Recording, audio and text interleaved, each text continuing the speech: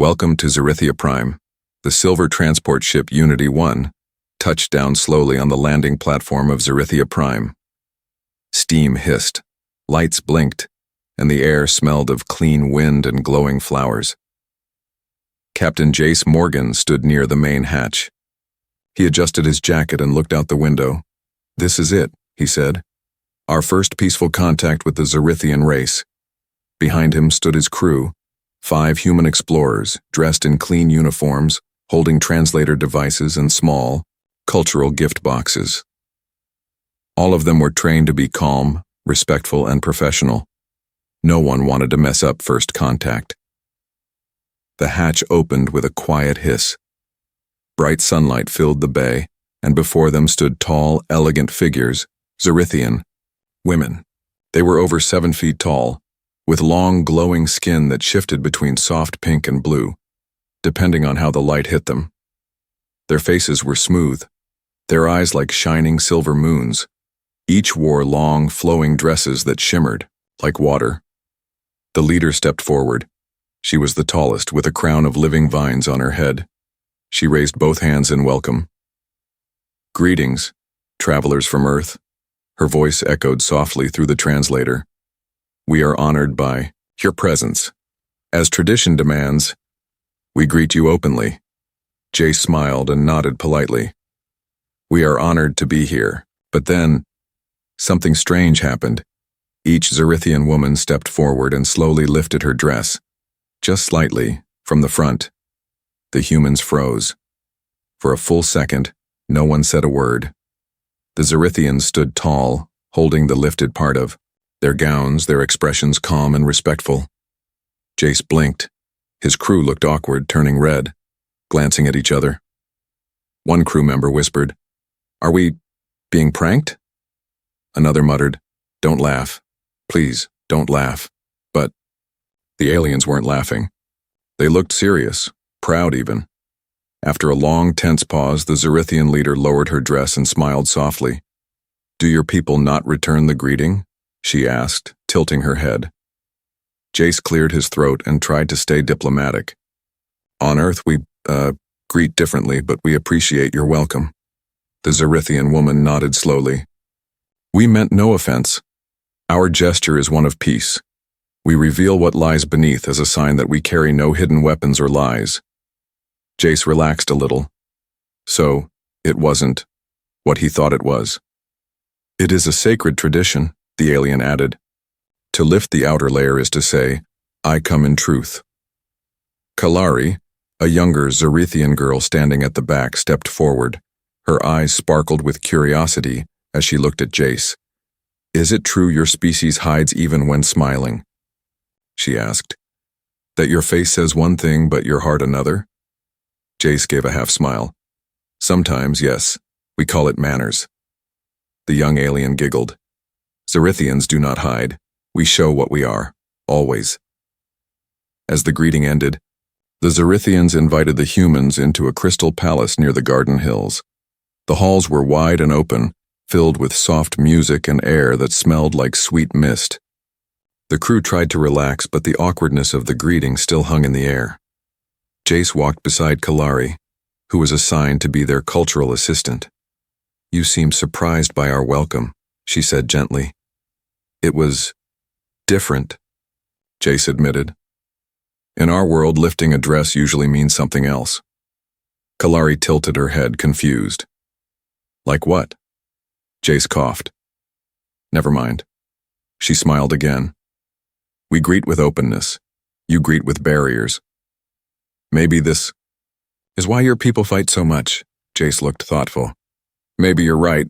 As they reached a wide platform overlooking a glowing lake, Kalari asked a quiet question. "If your people had to reveal something personal, something painful, just to stop a war, would they?" Jace was quiet. "That's a hard question."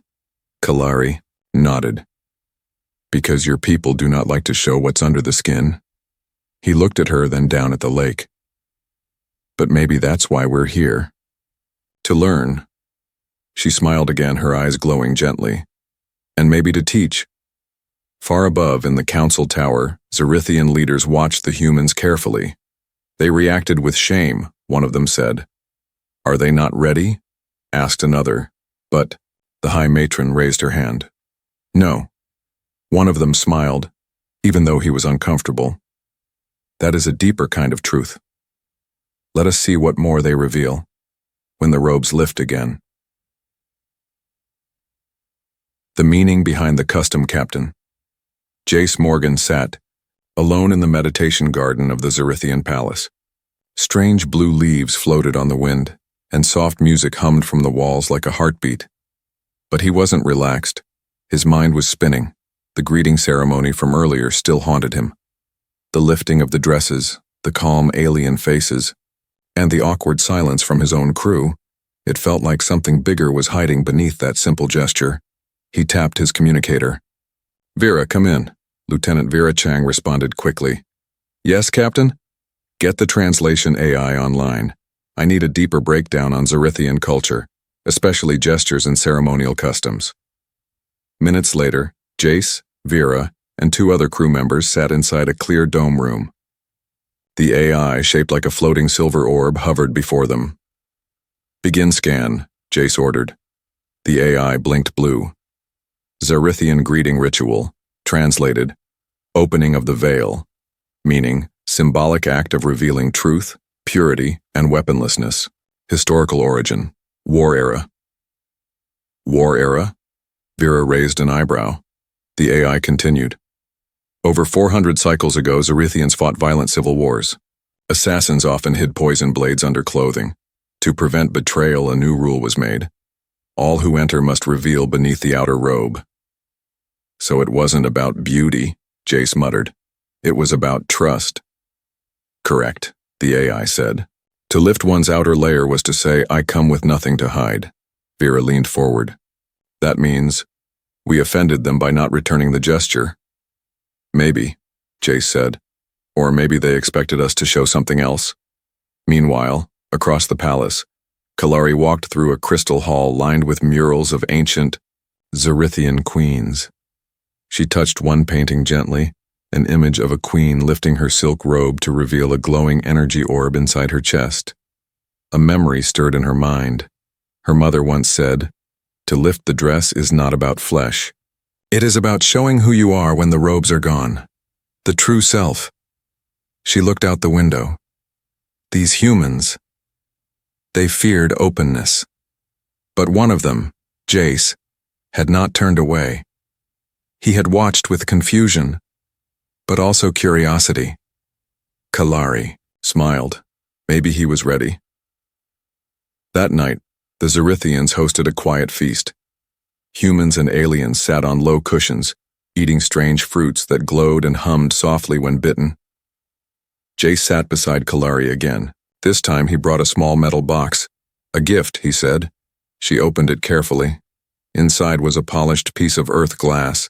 It reflected her glowing face. "What is it?" she asked. "A mirror," Jace said. "To show the outside." Kalari's eyes widened. "So humans don't show what's inside. You show what's outside?" "Sometimes," Jace nodded. "Sometimes we forget what's underneath."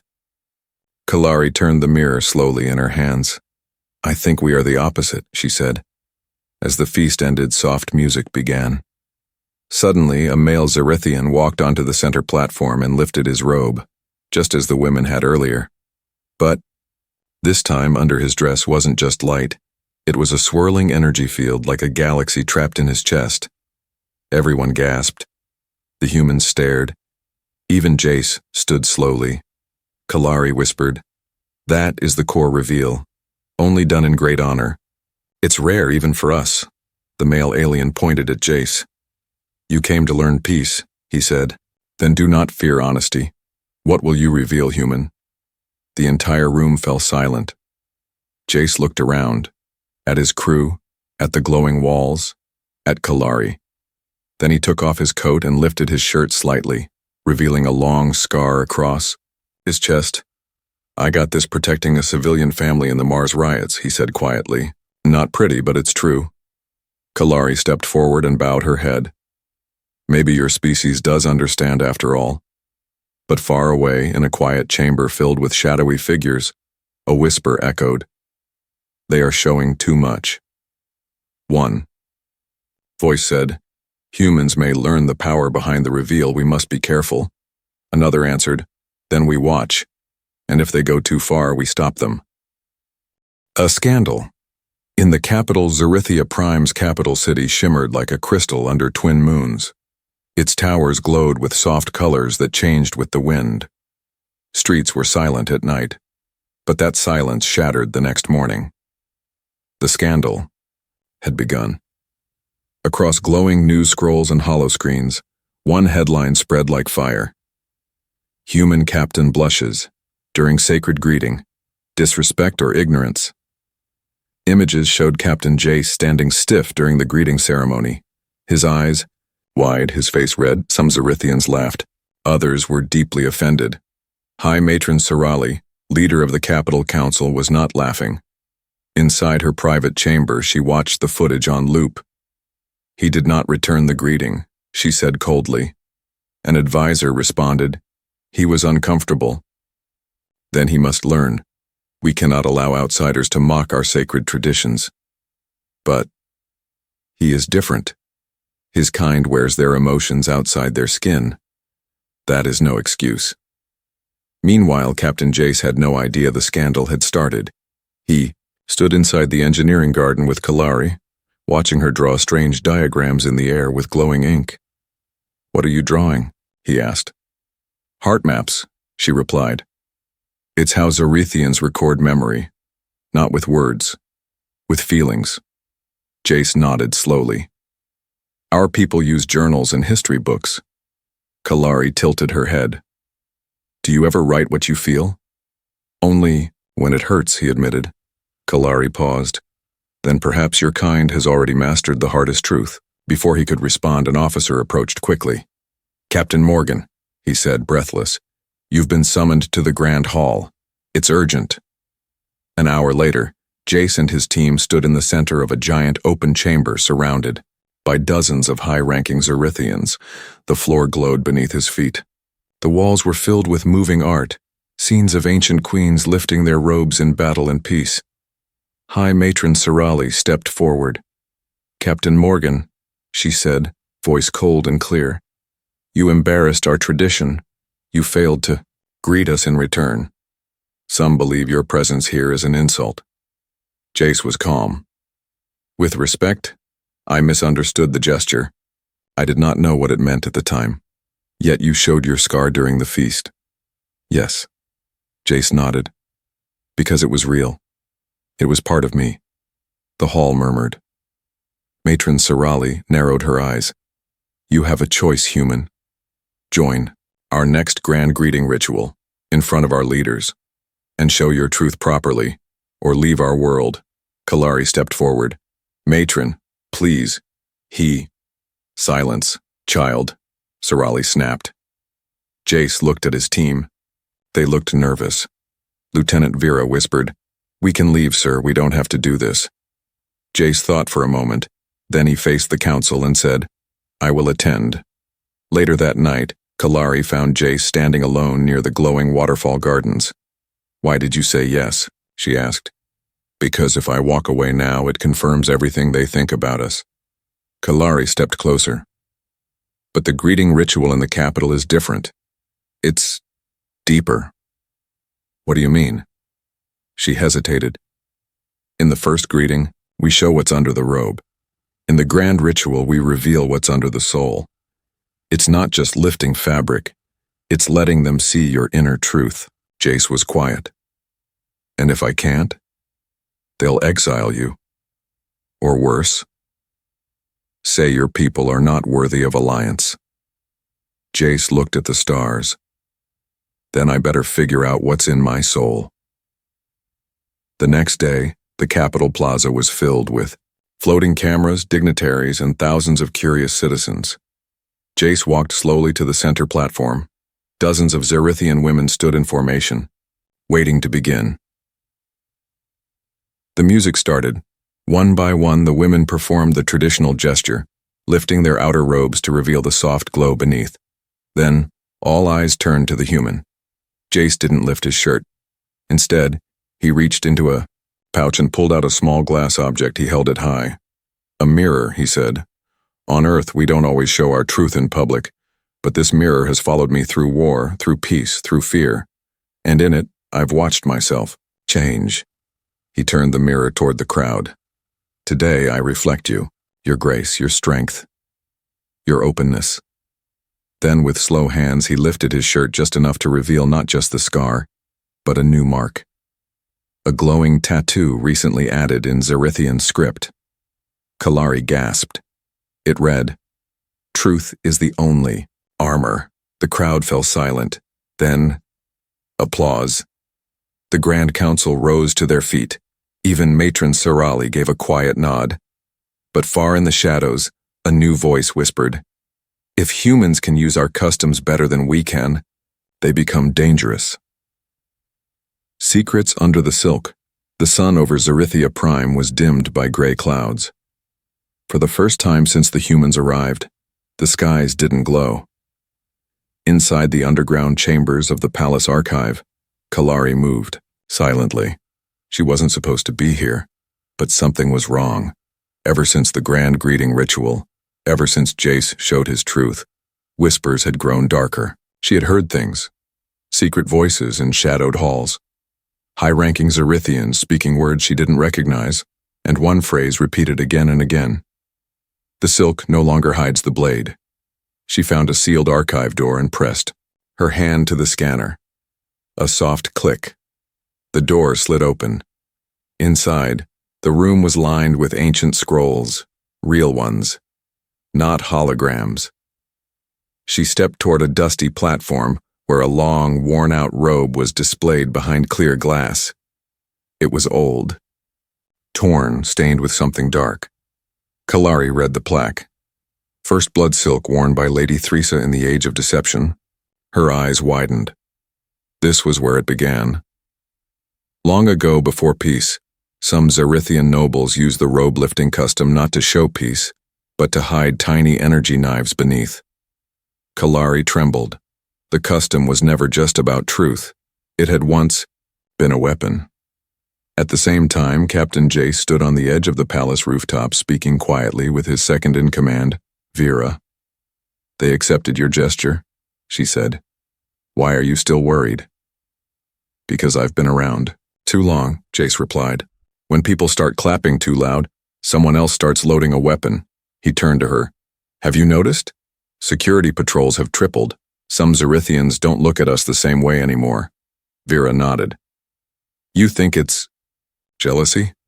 "No," Jace said. "I think it's fear." That evening, a celebration was held to honor the growing alliance between humans and Zarythians. Kalari walked beside Jace, her thoughts spinning. She hadn't told him what she found. Not yet. In the palace ballroom, guests wore ceremonial gowns, some glowing, some transparent like mist. Drinks sparkled, music danced, but something felt wrong. Kalari scanned the room, carefully, then she saw her, Lady Vezin, a high-ranking noble known for her strict views. She had always disapproved of human presence, and now she was walking toward Jace, smiling, but her hands were shaking. Kalari's eyes dropped to the woman's robe. Something glowed faintly under it, not like the energy core. Sharper, smaller. Kalari rushed forward. "Captain, step back. Too late." Lady Vezin lifted her gown, but not for peace. In her hand, hidden beneath, was a tiny pulse blade, illegal, deadly, silent. She lunged.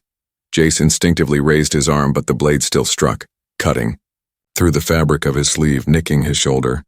Guards shouted. Alarms blared. Kalari tackled the noble to the ground, ripping the blade from her grasp. Gasps filled the hall. Chaos followed. In the medical wing, Jace sat on the edge of the bed, holding a cloth to his wound. Kalari stood nearby, her face pale. "I should have told you," she said softly. "I found something. About the origin of our greeting." "I figured it wasn't always about peace," Jace replied. Most rituals come from war. She looked at him. There are people, powerful ones, who want to bring that meaning back. They say humans are stealing our identity. Jace gave a weak smile. Guess that means we're doing something right. She didn't smile back. They'll come again. Not with blades next time, but with laws, with votes, with silence. The next day, the council released a public message. They condemned the attack, but also suspended further greeting ceremonies with humans. The alliance was still under review. Jace watched the announcement in silence. They're afraid, he said. Not of me, of what I represent, Vera asked. And what is that? He looked down at his bandaged arm. Change. That night, Kalari met him on the balcony. She handed him a box. He opened it. Inside were 2 old Zarythian rings made of black crystal. They were worn by diplomats in the old days, she said, when words were more powerful than weapons. Jace held one up. Why give me this now? Because you showed your truth, she said. Now I'll show mine. She stepped back and slowly lifted her own robe. But instead of her energy, core, she showed something else, a scar, across her side, old and deep. Jace stared. What happened? My mother was attacked for refusing to carry a blade under her gown, she whispered. She believed the custom could stay peaceful. Others didn't. Jace nodded slowly. Then maybe it's time we rewrite the custom together. The human who didn't flinch the Great Hall of Reflections hadn't been used in over 2 centuries. It was carved from a single mountain of transparent stone. The walls reflected the faces of everyone inside, so there was nowhere to hide, not even from yourself. Only the bravest or most foolish stood on its center platform. That's where Captain Jace Morgan now waited. He wore no armor, no weapons, just simple dark clothes and the small black crystal ring Kalari had given him. A circle of Zarythians surrounded him, standing in silence. At the top of the room sat High Matron Sarali and the full council. The hall was filled with tension. This was not a trial, but it felt like one. Kalari stood near the edge, heart pounding. They had invited Jace here not to speak, but to prove. According to ancient law, a foreigner could only earn the title of Zarythian-born ally. If they stood alone, unflinching, while each noble presented their energy force, some peaceful, some testing, and some filled with judgment. Most Zarythians didn't even survive the emotional pressure of such a moment. But Jace had agreed without hesitation. The first noble stepped forward. She lifted her robe slowly, revealing her soft inner light, AI pale green pulse. Peace, she said softly. Jace nodded respectfully. The second noble came. Her energy glowed red, intense. Test, she said coldly. Jace held his ground, feeling the weight of her stare, but he didn't move. The third noble lifted her dress higher than required. Her glowing core flared, sharp, full of anger. Doubt, she said. The room tensed. Kalari gripped her armrests. This was an emotional attack, not physical, but it could still overwhelm. Jace's fist tightened slightly, but his legs didn't move. He stood there, strong, still, focused. Then came Lady Vezin. She was no longer armed, but her words could still wound. She stepped forward, lifted her robe, and revealed nothing. No light, no core, just darkness. Gasps rippled across the chamber. This is what humans bring, she said. An empty center, a lie dressed in kindness. The chamber almost broke into shouting, but Jace raised a hand, not to stop them, but to respond. He stepped forward, and without lifting anything, he simply pulled his shirt down slightly and placed his hand over his chest. Then slowly, he tapped on his heart. Once, twice, 3 times. A soft sound echoed. Then a light flickered beneath his skin. Blue and soft, powered by the translator implant Adam had installed in him months ago to sync with alien frequencies. The room fell dead silent. Jace looked around and said, "You looked for light in my skin, but you forgot. Humans carry it in the soul." Kalari stood slowly. She lifted her gown, not as a test, but in solidarity. Her light joined his, hers bright violet, his faint blue. Then one by one, others followed. Even Sarali, after a long pause, stood and lifted her silk. Her light was silver and still. She said nothing, but she bowed her head. After the ceremony, as Jace and Kalari walked side by side through the palace gardens, the air felt different, not just calmer, changed. "I thought she hated me," Jace said. "She still might," Kalari replied with a smile.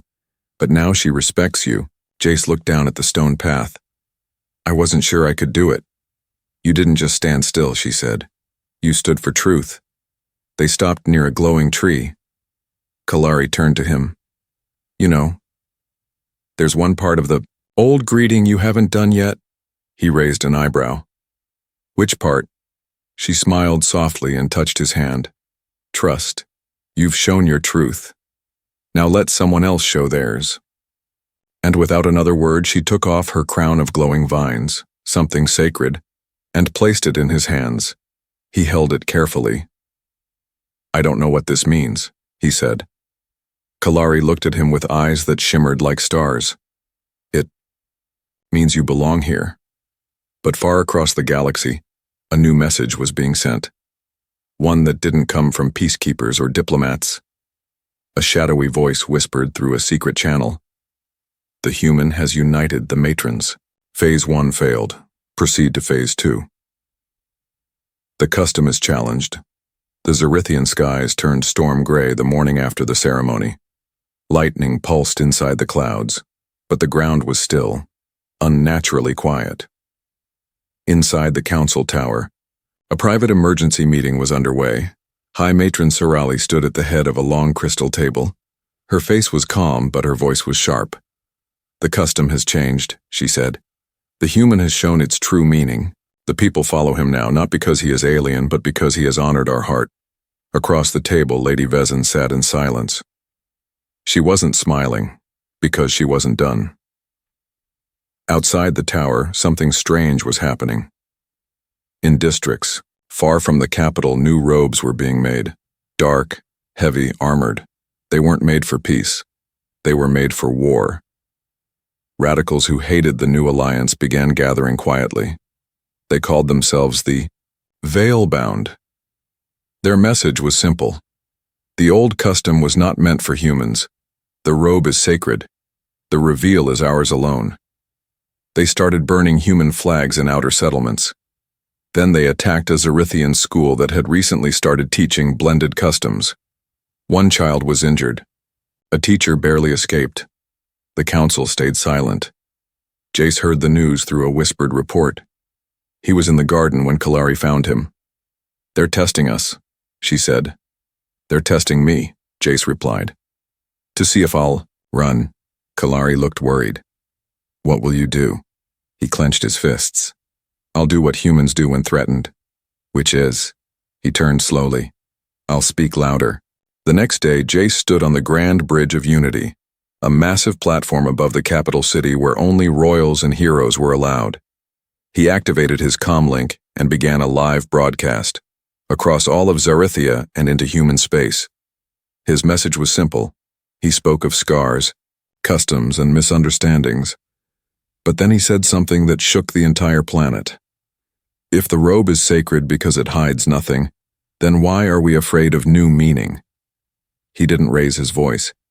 He didn't challenge the radicals with threats. He challenged them with logic. If tradition is stronger than truth, then it was never true at all. Across Zarythia, some gasped in horror. Others stood and clapped in their homes. But the Veilbound heard him too, and they prepared to strike. That night, Kalari was escorted away from the city under guard. "You are a target now," Sarali told her. "Your support of the human marks you as a traitor in the eyes of the old bloodlines." Kalari didn't argue, but before leaving she gave her personal robe, the one her mother gave her, to Jace. He held it like it was made of gold. "This robe saw peace," she said. "Now it must see fire." Hours later, the capital lost power. Lights flickered, shields dropped. The Veilbound had hacked the city grid. Explosions rocked the outer towers. Smoke rose over the night sky. They weren't here to protest. They were here to erase history before it could be rewritten. Council guards rushed to protect the chamber, but they were outnumbered. Jace stood inside the Hall of Stars with only one thing in his hand, Kalari's robe. He didn't run. He walked to the balcony as the Veilbound broke through the lower gates. They expected resistance. They expected panic. Instead, Jace stepped into the open and lifted the robe, but not like a Zarythian. He wrapped it around himself, and then he opened it wide for all to see, just like the aliens had done. Beneath it, he wore nothing but his skin, his scars, and a glowing symbol over his heart. Not human, not alien, but both. The crowd froze. Even the attackers. Jace shouted loud and clear, "You say I don't belong? Then look at me. I carry your symbol on my chest and your truth in my hands. You want to destroy me? Then destroy your own. Meaning too." Silence then. One of the Veilbound dropped his weapon, then another, then 10 more. They fell to their knees. By morning the uprising had failed, not by war, but by courage. By the robe of Kalari. By a human who didn't just wear their custom, but made it real again. What lies beneath? The fires had cooled. The skies over Zarythia Prime were bright again, cloudless, wide, and calm. But everything had changed. The ancient greeting, once misunderstood, once weaponized, had found new life, not in old robes or hollow words, but in the actions of a human who stood when others bowed and revealed his truth when others hid behind silk. And now they were rebuilding, not buildings, but meaning. Kalari stepped off the sky train onto the floating garden terrace of the new Intercultural Academy. She hadn't seen Jace in 5 days. Since the uprising, he had kept away from the cameras, the councils, even the celebrations. "He's resting," they told her. But she knew better. He wasn't hiding. He was reflecting. She found him near the lower balcony of the academy, sitting on a stone bench beneath the silver leaf tree. The robe she had given him was folded neatly in his lap. He didn't look up. "I thought you left," he said quietly. "I did," she replied. "But I came back. Not for duty. For you." He finally looked at her. There were lines under his eyes. Tired, yes, but peaceful. "You changed them," she said, without force, without lies, just by standing. Jace gave a tired smile. "No, we changed them. Together." Later that afternoon, a quiet gathering took place in the new circle of voices. Not a ceremony, not a ritual, just a moment of silence between species. Zarythians and humans sat together under open sky. No robes, no armor, no weapons, only stories. One by one, people stepped forward to share what they had once hidden. Scars, regrets, fears, memories. When it was Jace's turn, he didn't speak right away. He simply unwrapped the old robe one last time. Then he laid it flat on the floor. "This used to mean hiding weapons," he said. "Then it meant showing peace. But today, it means trust." He pointed to the center of the robe, where a new symbol had been stitched. Half human, half Zarythian, forming an open eye. "Truth isn't what you show," he said. "It's what you live." Kalari stepped beside him and placed her mother's ring at the robe's edge. "Let it remind us," she said softly, "that truth isn't revealed under the dress. It's what lies within." Years later, Zarythia would tell the story to children, not just of robes or rituals, but of the human who didn't flinch, of the girl who gave up tradition to protect meaning, and of the moment 2 worlds became one, not through power, but through shared vulnerability. Across the galaxy, new customs grew. Some Zarythians wore robes still, but now in styles inspired by Earth. Some humans adopted the open-hand bow, a peaceful sign of showing no blade, no lie. New greeting halls opened where strangers didn't show their bodies but shared their memories. At the edge of Zarythian history, a monument was built. A statue of Jace and Kalari, standing side by side, not looking forward, but inward. Beneath, their feet carved in glowing script were the words, "Truth was never under the robe." It was always in the courage to open it. In the final scene, Jace stood once more under the silver leaf tree, watching new students arrive, young Zarythians and humans walking side by side. Kalari joined him. He handed her a folded piece of cloth. "My part of the story is done," he said. "Now it's yours." She smiled, tears in her eyes. "Then let's begin a new custom, one we write together."